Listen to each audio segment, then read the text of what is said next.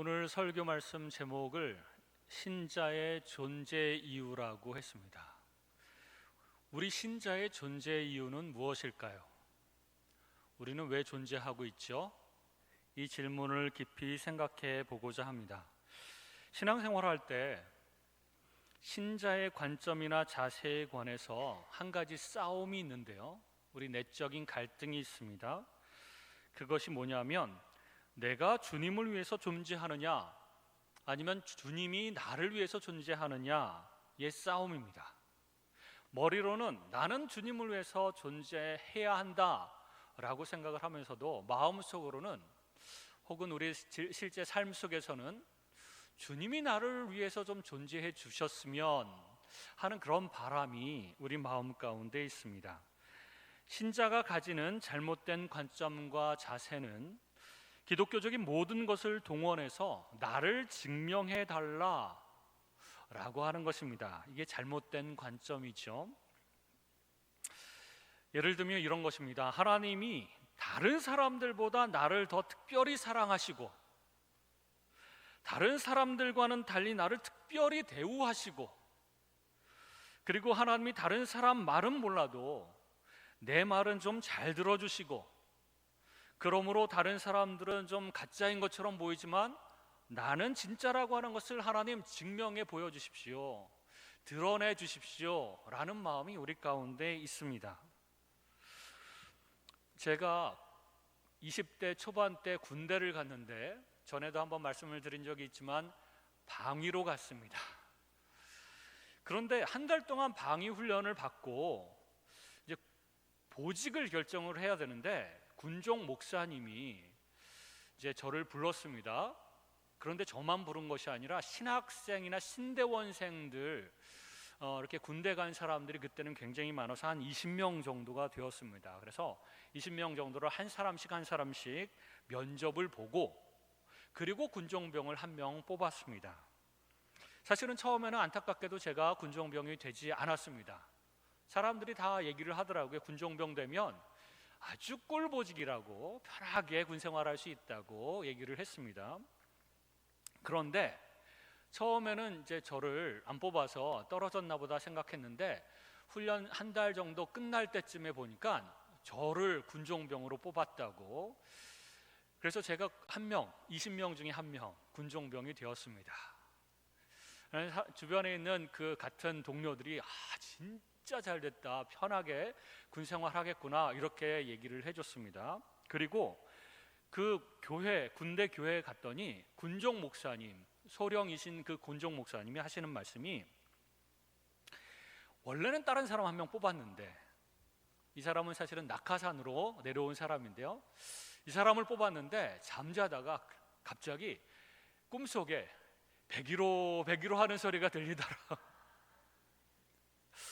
그래갖고 이게 무슨 소린가 그래갖고 명단을 다시 한번 봤답니다. 그랬더니 진짜 101호라는 이름이 있어가지고 안 되겠다, 바꿔야 되겠다, 그래서 바꿨다고 합니다.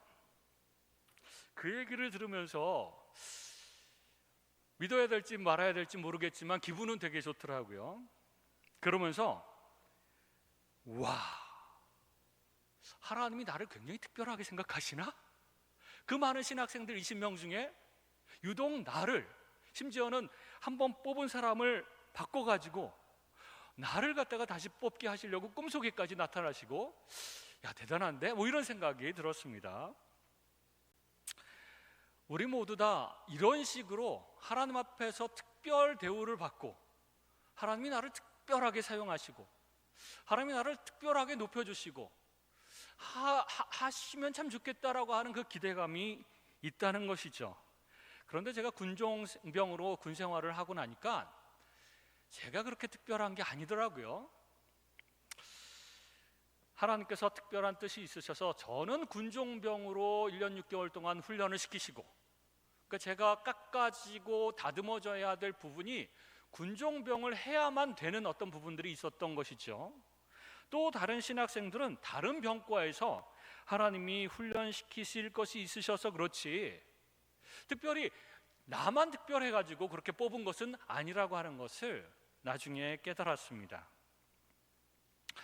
나만 특별히 하나님께서 사랑하시는 것이 아닌데도 자꾸만 우리는 그렇게 생각하고 싶어 하는 거죠. 하나님이 나를 특별하게 생각해, 특별 대우를 하시고 특별하게 높이셔, 내 말은 잘 들어주시고 내 기도도 잘 들어주시고 하나님이 나를 통해서 아주 특별하고 중요한 일을 하실 거야, 뭐 이런 기대감이 굉장히 높은데 다른 사람들하고 많이 비교해가면서 그렇게 생각한다는 것입니다.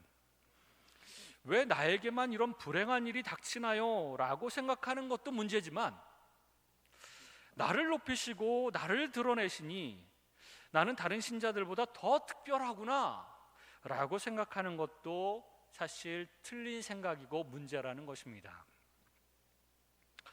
몇 년 전에 우리가 다 잘 알고 있는 극우 목사님 한 분이 연단에서 그렇게 얘기를 했죠.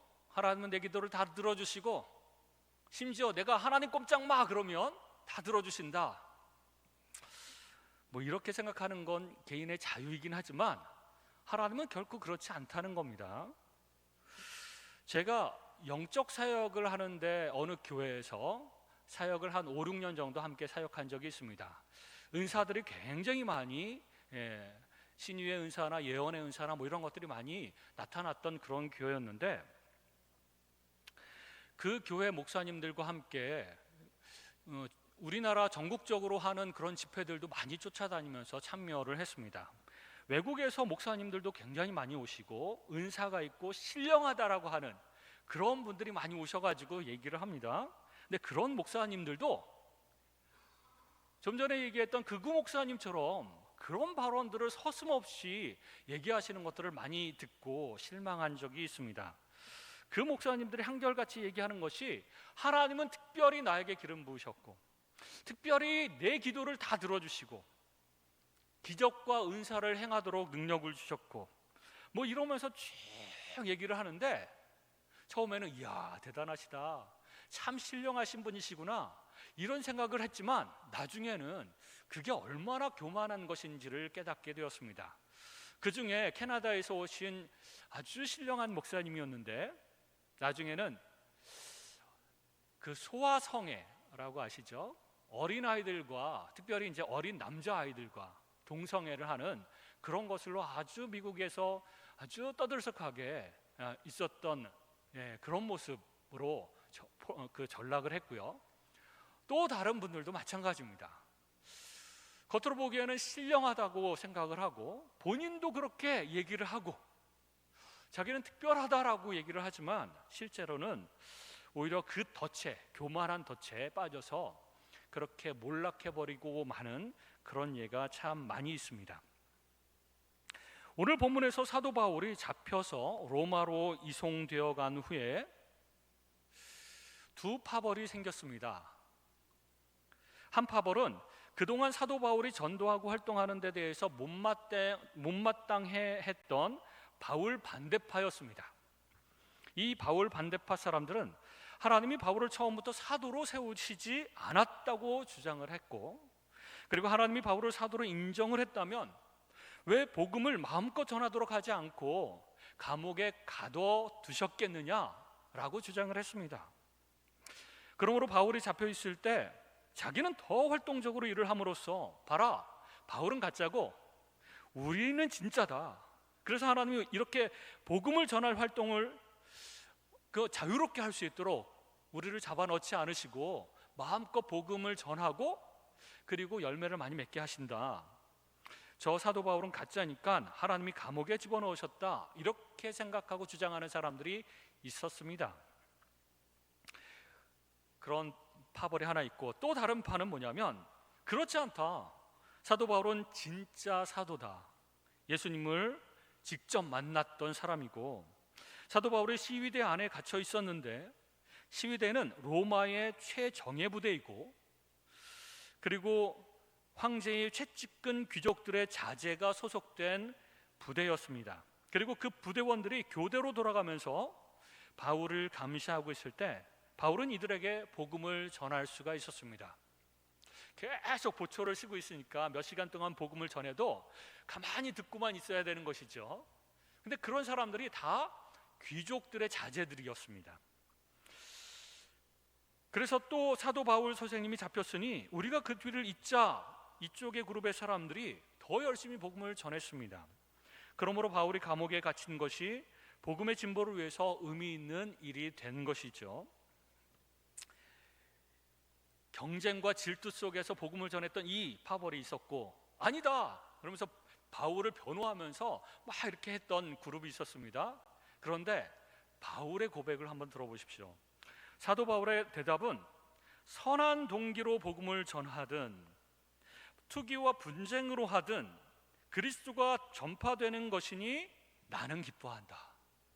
어떻게든 예수 그리스도가 전파되면 나는 좋다.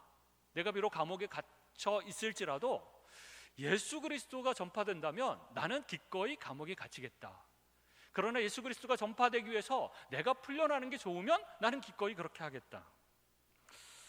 사도 바울은 신앙생활에서 나의 잘난 것이 증명되어지는 것이 중요한 것이 아니라 우리가 주를 위해서 쓰여진다는 것이 가장 중요한 일이다 라고 고백하는 것입니다. 내 존재는 주를 위한 그런 존재라는 것이죠. 그것으로 의미 있고 가치 있는 것이라는 것입니다. 여러분, 불신자들과 신자의 가장 큰 차이는 무엇일까요? 이 땅에서 형통이 하느냐 아니면 고난이 있느냐의 차이가 아닙니다. 불신자들도 형통이 있는 사람이 있고 고난이 있는 사람이 있고, 신자들도 형통한 사람이 있고 고난이 있는 사람들이 있습니다. 그러나 이 큰 차이는 뭐냐면 불신자들의 삶은 자기 자신을 위해서 존재하며 모든 것을 자신들의 만족과 행복을 위해서 사용합니다. 그러나 신자들의 삶은 삶에서 일어나는 모든 일이 주를 위한 일이며 우리가 당하는 고난까지도 주를 위해서 기꺼이 당하는 것입니다. 우리가 부유하게 되고 형통하게 되는 것은 나의 만족과 행복을 위해서가 아니라 주를 위해서 그렇게 하는 것이고, 고난 당하는 것도 주를 위해서, 모두 다 주를 위해서 하는 것이죠. 그래서 사도 바울이 빌립보서 1장 19절에 이렇게 이야기합니다. 이것이 너희의 강구와 예수 그리스도의 성령의 도우심으로 나를 구원에 이르게 할 줄 아는 고로 나의 간절한 기대와 소망을 따라 아무 일에든지 부끄러워하지 아니하고 지금도 전과 같이 온전히 담대하여 살든지 죽든지 내 몸에서 그리스도가 존귀하게 되게 하려 하나니 이는 내게 사는 것이 그리스도니 죽는 것도 유익함이라.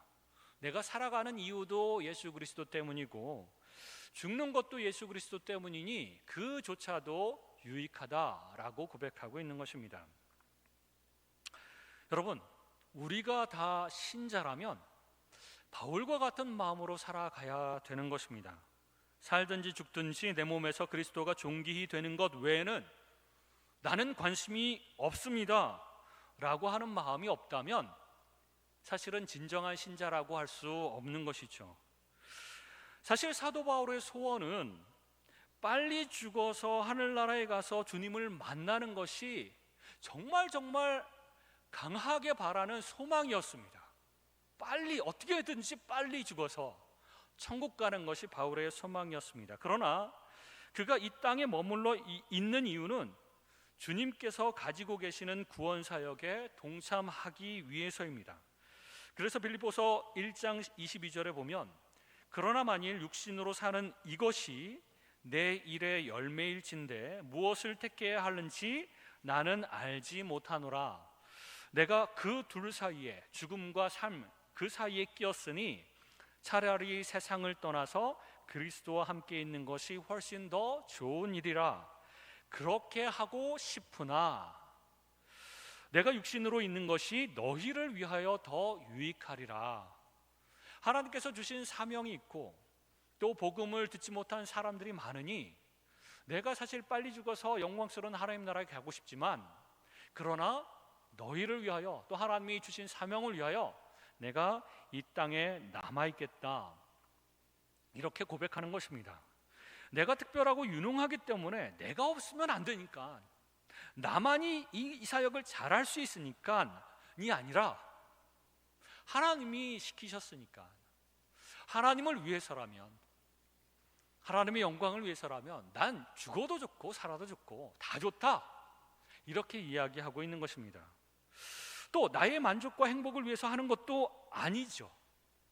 내가 좋아서 하는 게 아니에요. 내가 좋아하는 거는 실제로 죽어서 천국에 가는 게 가장 좋아하는 건데, 내 만족과 행복을 위해서가 아니라 하나님의 영광을 위해서, 그리고 다른 사람의 유익을 위해서 선택하는 것이죠.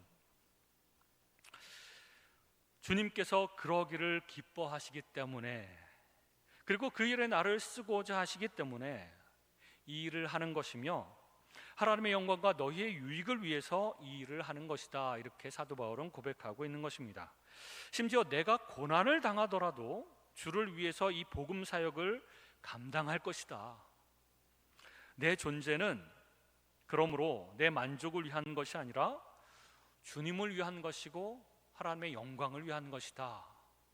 여기서 이제 신자의 존재 이유가 나오는 것이죠. 우리는 모두 하나님의 은혜로 거듭난 사람들입니다. 그래서 덤으로 살아가는 인생을 살아가고 있는 것이죠. 그래서 덤으로 살아갈 때 기독교적인 모든 것들을 다 동원해서 하나님 내 존재를 드러내 주십시오. 내가 얼마나 특별하고 중요한 존재인지를 드러내 주십시오. 그것을 위해서 살아가는 것이 아니라, 하나님 나는 어떻게 되든지 상관없으니 내 삶에서 그리스도만 존귀하게 되게 하시고 하나님의 영광만 드러내게 하여 주옵소서라고 생각하는 것이 우리의 존재의 목적이라는 것입니다.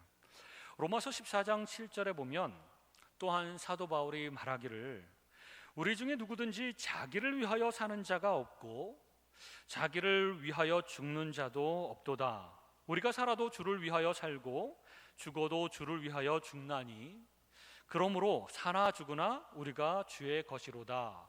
사도 바울은 계속해서 이런 고백을 하고 있습니다.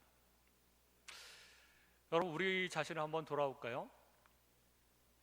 믿는 신자들, 우리들은 종종 이렇게 생각을 합니다.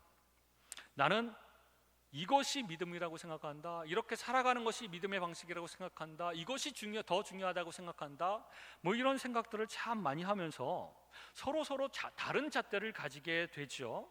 그리고 자기 생각이 더 중요하고 자기 생각이 더 옳다고 여기면서 그 잣대를 가지고 다른 사람들을 판단합니다. 너 생각은 별로 중요하지 않아. 당신 생각은 틀렸어. 뭐 그러면서 판단을 합니다. 그리고 정죄까지도 하는 것이죠. 우리 생각이 예수를 믿을 것이냐 부처를 믿을 것이냐라고 할 때는 명확하게 예수를 믿어야 된다. 이것은 양보할 수 없는 생각이죠. 그러나 신앙생활하는 게 다 똑같아요. 이 안에서 조금 다른 거 가지고 내 생각이 더 옳다, 그리고 내가 더 중요한 사람이고 나는 더 특별한 사람이고, 이렇게 생각해서는 안 된다는 것입니다. 그래서 이런 의견 차이는 있을 수 있습니다. 이 안에서 조금 달라도 괜찮습니다. 이것이 예수 믿는 그 범위 안에서 일어나는 생각의 차이들이라면 얼마든지 우리는 조금씩 다를 수 있다는 것이죠. 그런데 그렇게 다를 때에 굳이 내 생각만 옳다고 다른 사람들의 생각은 틀렸다고 자존심을 내세워가면서 그렇게 주장하고 그렇게 다른 사람들을 정죄하고 하는 모습이, 혹시나 나 자신을 드러내려고 하는, 신앙생활이라고 하는 것이 나 자신의 존재 증명을 하려고 하는 그런 모습으로 이렇게 주장하는 것이 아닌가. 사도 바울처럼 심지어 시기와 질투로 복음을 전하든 선한 의도로 전하든 그리스도만 나타낼 수 있으면 다 좋다, 나는 기뻐한다, 이렇게 생각할 수 있어야 되지 않겠느냐는 것이죠. 우리 삶의 목적이 나를 드러내고 내가 더 옳다는 것을 증명하기 위한 것이라면 잘못된 생각입니다. 그렇게 내 생각이 옳다라고 하는 것을 증명하기 위해서 살아간다면 다른 사람과의 갈등은 당연히 일어나게 됩니다. 그리고 하나님께서도 영광을 받으시지 않으시는 것이고, 우리의 삶의 목적이 그리스도만 존귀케 되거나 하나님의 영광을 드러내기 위한 목적에서 쉽게 벗어날 수 있다는 것입니다. 게다가 하나님께서는 우리 각 사람들을 서로 다른 목적을 위해서 다루어 가십니다. 그러니까 최종적인 목적이 다르다는 얘기가 아니라 어떤 다른 그 단기간의 목적을 위해서 사람들을 다르게 다룰 때가 있다는 것입니다. 여러분, 12사도 중에서 한 사람 사도 가룟 유다는 이제 타락해서 자살해서 죽었고, 11사도 중에서 야고보 사도는 잡히자마자 며칠 안에 참수형을 당했습니다. 그리고 또 조금 있다가 베드로 사도가 잡혀 들어갔어요. 근데 베드로 사도는 기적을 일으키셔서 탈출하도록 도와주십니다. 천사들을 통해서. 왜 야고보 사도는 참수형을 당하게 하시고 왜 베드로 사도는 탈출하게 하셔서 또 복음을 막 전할 수 있도록 그렇게 하셨는가? 우리는 정확한 이유를 잘 모르지만 하나님은 이 사람은 이렇게 대하시고 저 사람은 저렇게 대하시고 다 뜻이 있으셔서 그렇게 대하신다는 것입니다. 그래서 하나님 왜 나를 그렇게 참수형을 시키셨습니까? 기적을 일으켜 주셔서 베드로처럼 탈출하게 하시면 복음을 누구보다도 더 잘 전할 수 있었을 텐데요 라고 말해봤자 소용이 없다는 것입니다. 사도 바울의 관점처럼 사도 야고보가 말한다면 하나님 괜찮습니다. 제가 죽는 것도 하나님을 위해서, 영광을 위해서, 그리스도를 존귀하게 드러내기 위해서, 복음 전파를 위해서 제가 죽으라면 죽겠습니다. 제가 기적을 통해서 풀어주신다면 또 열심히 복음을 전하겠습니다. 어떠하든지 다 주님을 위해서, 이렇게 고백하지 않겠습니까? 하나님께서 우리를 죽이시기로 했다면 죽이시는 이유가 있을 것이며 그걸로 하나님께서 영광을 받으실 것이요, 또 하나님이 우리를 살리시기로 하셨다면 살리시는 이유가 있을 것이며 그것으로 하나님이 영광을 받으실 것입니다. 또 하나님이 우리를 낮추신다면 낮추시는 대로 하나님 감사합니다. 제가 낮아지겠습니다. 또 하나님께서 높이시면 높이시는 대로 하나님 감사합니다. 제가 하나님의 영광을 이 높은 자리에서 뭔가 하나님의 영광을 위해서 할 수 있는 것이 있다면 그렇게 하며 살겠습니다. 그렇게 해야 되지 않겠습니까, 여러분? 또 하나님은 그 사람의 신앙 정도와 깊이에 따라서 적절하게 다른 방식으로 인도하시고 훈련시키실 때가 많습니다. 제가 예전에 대학생 사역을 할 때 청년들을 지도하다 보면 이런 경우가 있었습니다. 한 청년이 감정이 너무 메말라가지고 감정이 없어요. 그래서 그 청년에게 그렇게 얘기를 했습니다. 너는 드라마를 좀 봐라, 영화를 좀 보고 아주 클래식 음악이라든지 찬송가를 많이 듣고 미술 감상도 좀 해라. 그래서 메마른 감성을 좀 깨우고 풍성한 감성으로 좀 만들어라. 왜 다른 사람들에게 공감을 하지 못하니? 이렇게 지도를 했습니다. 근데 또 다른 청년이 하나 있었어요. 이 청년은 맨날 영화와 드라마에 빠져서 살아가는 청년이었어요.